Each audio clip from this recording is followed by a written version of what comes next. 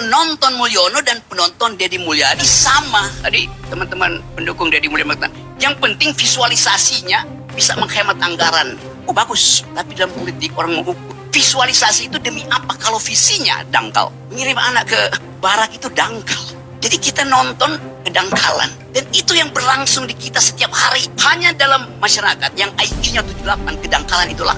Dan kita masih di situ. Jadi kita mau coba lihat bahwa Mulyono, Mulyadi sama-sama beroperasi di dalam market of stupidity itu.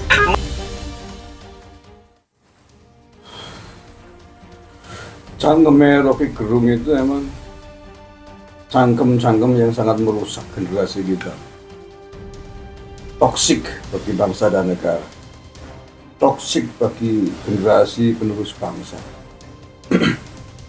Ada gubernur yang sangat brilian, punya program yang begitu brilian dalam rangka mengatasi anak-anak nakal ya.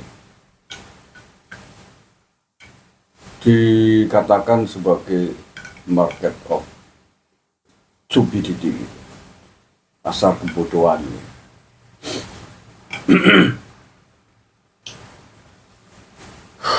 Allah ya karim. Terus anak-anak muda kita, generasi muda kita disuruh mendengarkan, mengikuti pola pendidikan cangkem bodolmu itu, Rocky Gerung. Nah ya, lah kamu mendidik anak satu aja kita belum pernah lihat kok. Lah ya, kamu mendidik satu anak saja pun belum teruji, belum pernah punya pengalaman mendidik anak satu orang pun yang kamu lahirkan atau anakmu itu anak biologis. Kok kemudian berteori menabrak teori dan prakteknya KDM yang jelas-jelas sudah dirasakan hasilnya.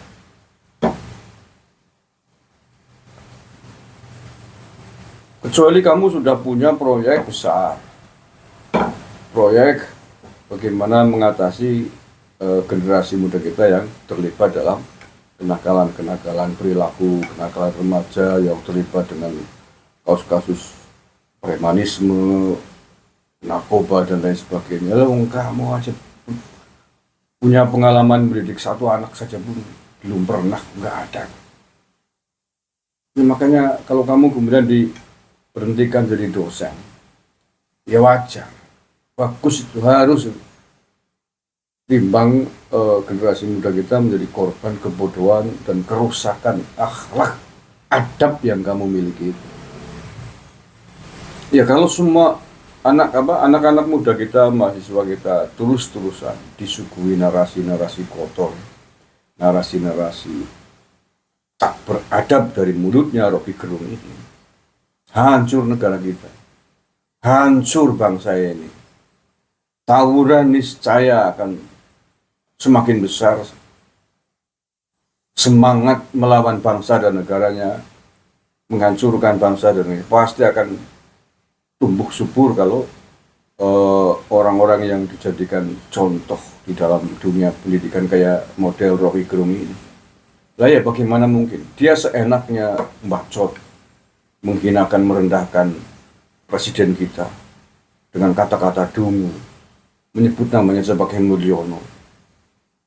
Itu kan semangat-semangat pemberontakan, semangat-semangat merendahkan martabat tokoh-tokoh bangsa ini. Itu model seperti itu, semangat-semangat seperti itu biasanya dihembuskan oleh orang-orang yang ingin merusak bangsa dan negara, orang-orang yang ingin makar, orang-orang yang ingin menghancurkan bangsa dan negaranya sendiri. Makanya kalau kemudian orang-orang model ini dibiarkan terus ini, ke depan memprihatinkan nasib bangsa dan negara ini. Bisa memunculkan generasi-generasi yang tidak beradab, generasi yang tidak sopan, tidak tahu etika terhadap para pemimpin kita, terhadap para tokoh kita, dan itu buntutnya bisa menimbulkan pemberontakan di belakang hari, bisa menghancurkan bangsa dan negara ini, bisa meluluh lantakan eksistensi negara kesatuan Republik Indonesia. Bayang, apa karakter semacam itu yang kamu maksud baik? Karakter yang cerdas gitu apa? Karakter yang berkelas?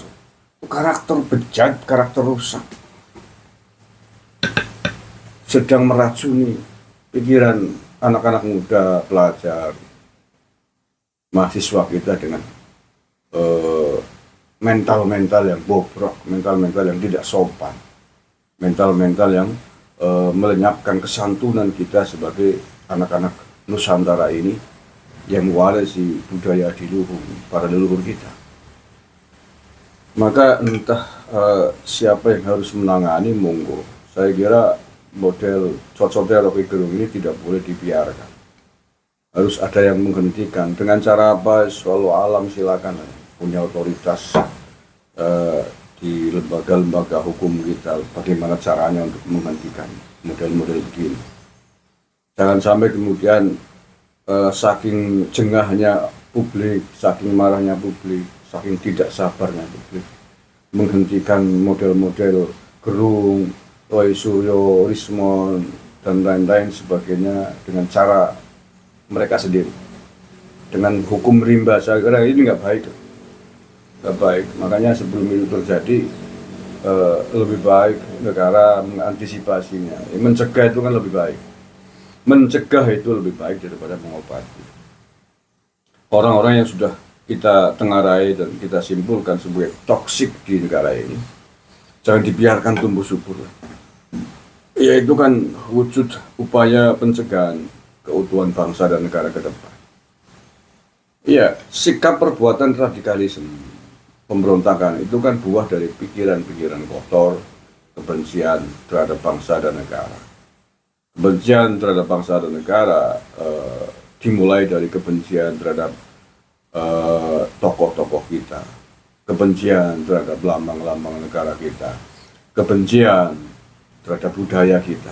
Itu semua adalah akar, benih,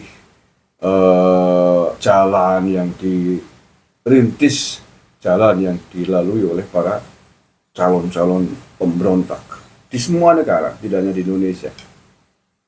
Sebelum Suriah runtuh dan negara lain di Timur Tengah, semuanya didahului dengan penyerangan, membabi buta, menghancurkan karakter wibawa para pemimpinnya. Ketika para pemimpinnya sudah dihancurkan wibawanya, orang menjadi sangat berani, tidak segan, enteng menyerang para pemimpinnya sendiri, menghujat, merendahkan, menghina para pemimpinnya sendiri. Nah kalau itu sudah berhasil masif, tidak ada yang menghentikan, maka genderang pemberontakan tinggal ditiup peluitnya. Karena orang-orang sudah marah, orang-orang sudah diprovokasi marah kepada para pemimpin. Ini berbahaya sekali.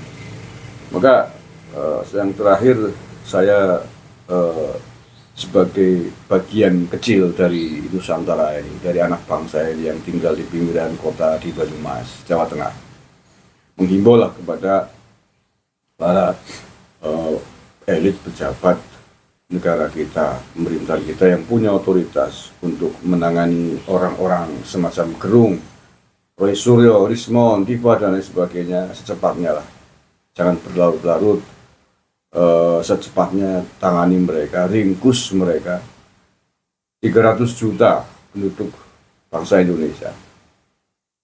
Wajib hukumnya untuk didahulukan, kepentingannya diselamatkan ketimbang beberapa gelintir orang-orang yang mulutnya rusak, yang otaknya rusak, yang peradabannya rusak. Sekali lagi, hampir 300 juta jiwa penduduk Indonesia. Jauh lebih besar, jauh lebih penting untuk diselamatkan ketimbang mulut-mulut dan otak-otak yang rusak. Macam Rocky Gerung, Roy Suryo, saya kasih. Terima kasih. Assalamualaikum warahmatullahi wabarakatuh.